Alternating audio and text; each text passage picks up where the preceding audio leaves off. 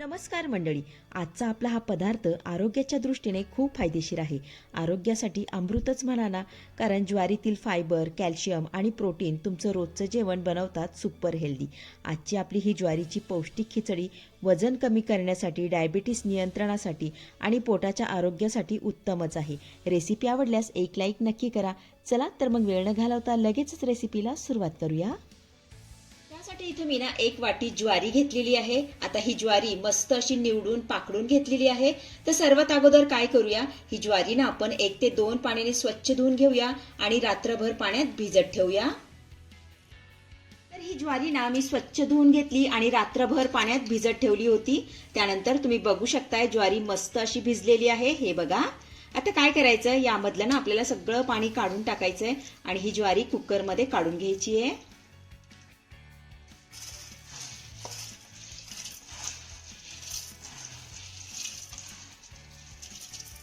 ज्वारी आपण कुकरमध्ये काढून घेतलेली आहे. आता ज्वारीच्या दुप्पट पाणी यामध्ये घालायचंय.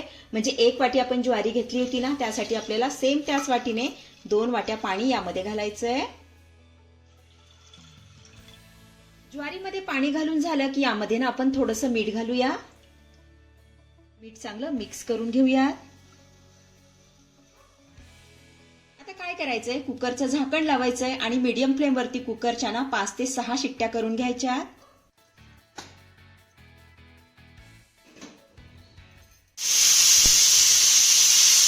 कुकरच्या 5 ते 6 शिट्ट्या झाल्यानंतर गॅस बंद करायचा आणि हा कुकर ना पूर्णपणे आपल्याला थंड करून घ्यायचा आहे. त्यानंतर इथे मी ना मध्यम आकाराचा एक कच्चा बटाटा घेतलेला आहे आणि त्यावरची सालही काढून टाकलेली आहे. आता ह्या बटाट्याच्या ना आपल्याला मस्त अशा फोडी करून घ्यायच्या आहेत. आता ह्या फोडी ना आपल्याला पाण्यामध्येच करून टाकायच्या आहेत, म्हणजे हा बटाटा ना काळा पडणार नाही.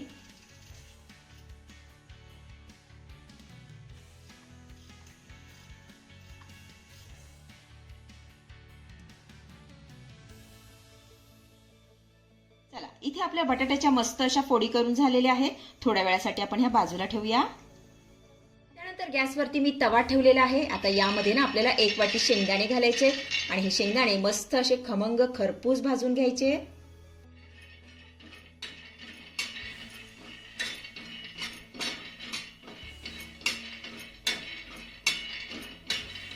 शेंगदाणे आपले भाजत आले की यामध्ये ना आपल्याला 3 ते 4 हिरव्या मिरच्या घालायच्या आणि या देखील मस्त अशा भाजून घ्यायच्या.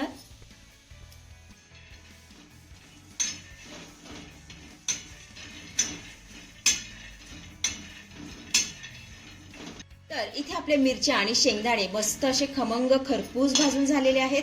आपण आता हे काढून घेऊया आणि थंड होण्यासाठी थोडा वेळ बाजूला ठेवूया.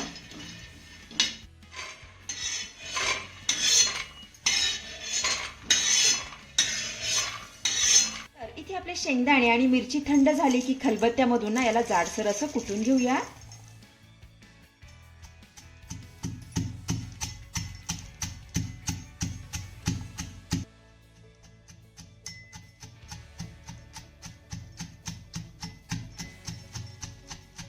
तर इथे तुम्ही बघू शकता आपली मिरची आणि शेंगदाणे छान असे जाडसर कुटून झालेले आहेत. हे बघा. आपण आता हे थोड्या वेळासाठी बाजूला ठेवूया. त्यानंतर इथे आपला कुकर थंड झाला आणि त्यावरचं मी झाकण काढून टाकलेलं आहे. तर इथे तुम्ही बघू शकताय आपली ही ज्वारी मस्त अशी मऊसूत शिजलेली आहे. हे बघा. आता काय करायचं, यामध्ये जे पाणी राहिलेलं आहे ना ते आपल्याला गाळून काढून टाकायचंय.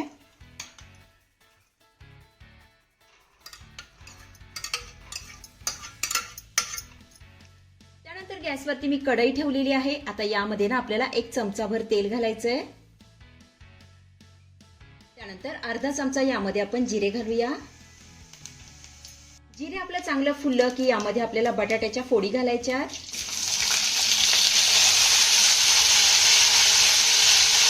आता ह्या बटाट्याच्या फोडी ना आपल्याला चांगल्या मऊसूत होईपर्यंत परतून घ्यायच्या.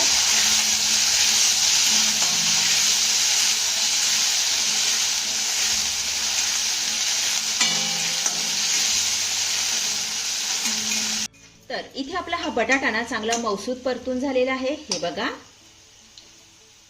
आता यामध्ये ना आपण शिजवलेली ज्वारी घालूया.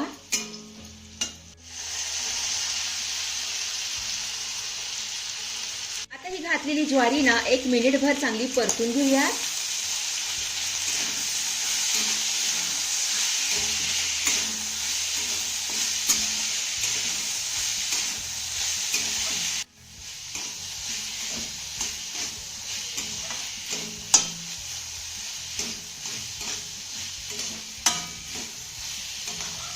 तर ही ज्वारी ना मी चांगली परतून घेतलेली आहे. आता यामध्ये ना आपल्याला कुटलेली मिरची आणि शेंगदाणे घालायचे.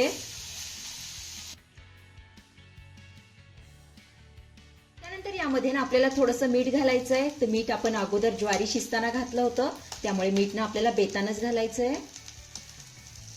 थोडीशी बारीक चिरलेली कोथिंबीर घालूया. त्यानंतर हे सर्व साहित्य आपल्याला पुन्हा 2 ते 3 मिनिटं चांगलं परतून घ्यायचं आहे.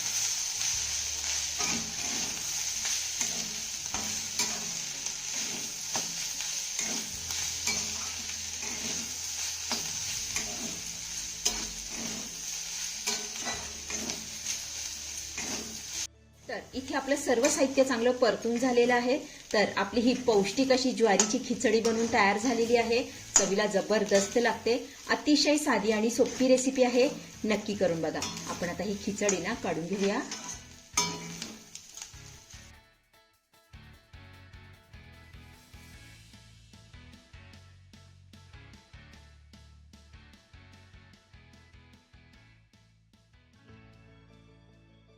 तर मंडळी, कशी वाटली आजची रेसिपी? आवडली आहे का तुम्हाला? आवडली असेल तर लाईक करा, शेअर करा, सबस्क्राईब करा आणि हो, शेजारीच असलेलं घंटीचं बटन दाबून ऑलवर क्लिक करा, जेणेकरून माझ्या येणाऱ्या नवीन नवीन रेसिपींचं नोटिफिकेशन सर्वात आधी तुम्हाला दिसेल. धन्यवाद.